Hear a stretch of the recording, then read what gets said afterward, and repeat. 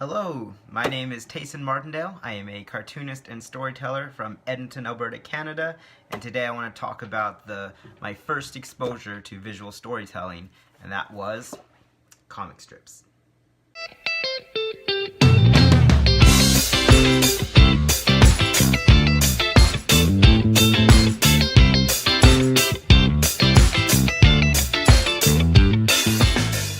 So when I was a kid, my parents got me my first Garfield book.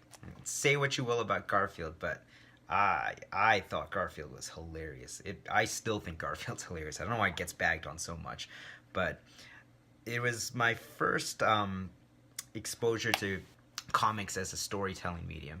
And it really, I'm so thankful that I read these Garfield books because they really planted something in me that's carried forward all the way now to my adulthood, where I'm trying to pursue comics as a passion of mine.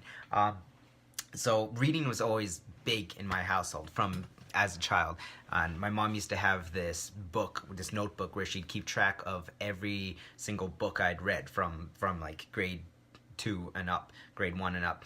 And so I'd read the book, we'd read them together, she'd write down the name of it in the book and the date I finished it, and we had a big thick stack of that. But these Garfield books were the first books that I'd read all by myself without any prompting and just like devoured, right?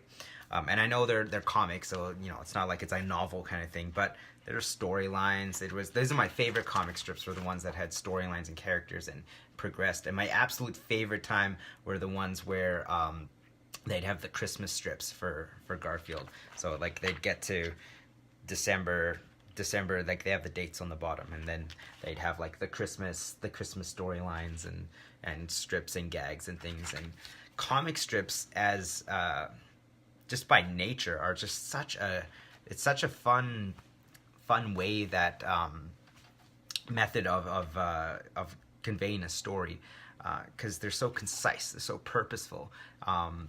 It's called a punchline for a reason, because it's there and hits you.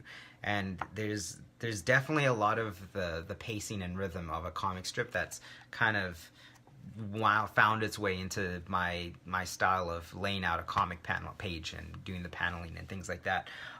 But I had all the Garfield books as a kid, and actually for Christmas I want to get the new latest Garfield books. I don't know, I haven't read them for years and years, but I have all of these. They're on the shelf back there. Some of my other favorite comic strips, Foxtrot. This is just by Bill Ament. It's just such a great strip. Really funny, really good at having gags and having secondary gags and things like that. So like it'd have one joke and then like the main punchline, but there'd be little jokes leading up to it. And also I love the storylines. This one collection had I think it was like a 2-month long daily strip storyline of them at camp, and I love that. It's like my favorite TV shows, where you have this little single episodes, but this overarching theme as well, and you get to know the characters and love the characters. Frasier is one of my all-time favorite TV shows, and that is just a masterclass in writing and in comedic writing and punchlines and gags and setting things up and situational comedy, and I just love that show. I'll do a video about that another time. Get Fuzzy, another one of my favorites, especially the earlier ones. Kind of got a bit repetitive and stuff as it went on, but these ones with Satchel Pooch and Bucky Cat, they were some of my absolute favorite. Such beautiful art in them as well, and just great. Cul-de-sac. Anyone who knows me has heard me talk about Cul-de-sac, my favorite comic strip of all time. I just adore these strips. I'll talk about them more another time. And obviously Calvin and Hobbes. I've got all of those ones too. And Pearls Before Swine was just super simple art, but just all about the writing and the timing, and I love them. So 2007, I believe it was, my friend and I decided that we wanted to make our own comic strip and try and get syndicated. And things are so different now. I'm not sure how many artists get syndicated anymore through newspapers. It's just the whole landscape of comics has changed so much with comic strips. But at the time, that was still a thing that was happening. There'd be like 5 or 6 cartoonists who'd get their comic strip syndicated by a newspaper every year. So we decided to make one, and in hindsight, it wasn't very good. There was a lot of effort put into it, but they weren't that great. Our mothers loved them. My mom and his mom, they well, they said they loved them anyway. I don't know if they actually loved them, but they read all of them anyway. So where would artists be without their mothers? That's such an encouragement when we're not good at art to have that. But I'll show you right here over here. We may not have been very good at the strip, but we made a lot of them. There's so many, like literally a year's worth of comics we made. And it was a thing too where it's heavy, where it was a really good teacher on deadlines as well. Like I said, the Inktober challenge is a very good teacher for deadlines. So is making comic strips. With these ones, I sat down and I was like, I have to do a strip a day. I want to make sure I do a strip a day. Force myself to write the gag every day and do it. And I kind of got into that routine and rhythm of it, even though, you know, I wasn't getting paid for it. I wasn't published. No one was seeing it except for our mothers. But it was a lot of fun to make them. And here, I'll show some of them right over here. So this is an example of it. It was called Street Cat. It was about this cat named Street Cat and his buddy Stink Bomb. And they were just some street cats. This was a strip where Street Cat met Steven Seagal, and then Woodchuck Norris came on the scene, and then Jack Bauer was there. A lot of jokes that don't really make any sense. There's just so many that we did, and they're just not that funny. Oh, the Dalai Lama. That was just like a series of puns that one day, I think.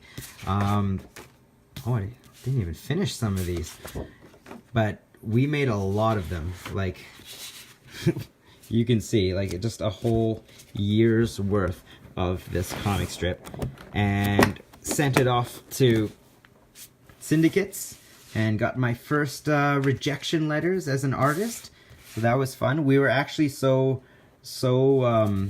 convinced of this that we got Street Cat copyrighted, like the name Street Cat or the character or something like that. I have the official Canadian copyright somewhere here. So that's how serious we were of it. And didn't get syndicated, but he's just peeing on everything. That's good humor. But it was a lot of fun to make, and just like a great teacher on deadlines and on writing gags and forcing yourself to come up with ideas and gags and be creative. And I had a lot of fun with it. And I'm thinking, lately, I've been thinking, I want to do a comic strip again. And I think I might do that just for fun. Like, just for fun, have it on the side, and put out, like, you know, put out a few batches of strips every now and then. And I think I'm gonna do that. And I'm probably gonna do one, well, I'll talk more about it later. But anyway, this is Street Cat. So let's see, we'll put this back up on here. So that was Street Cat. Again, a lot of fun to make them. Made a lot of them. It didn't really go anywhere, but it equipped me with a lot of tools for as an artist that I want to, you know, go forward with and go up on to next. Really quickly, if you're interested in comic strips and want to learn more about them, I don't know how applicable this book is anymore. Your Career in the Comics by Lee Nordling. Don't know how applicable it is for business-wise and breaking into that industry, but it's really, really good read. I loved it. It helped me kind of learn about the industry of comic strips and how that all worked, and newspaper strips. So that's an interesting book if you're interested in that. What else? Just wanted to say also a little bit about Box Boy, my graphic novel, coming out at the end of February.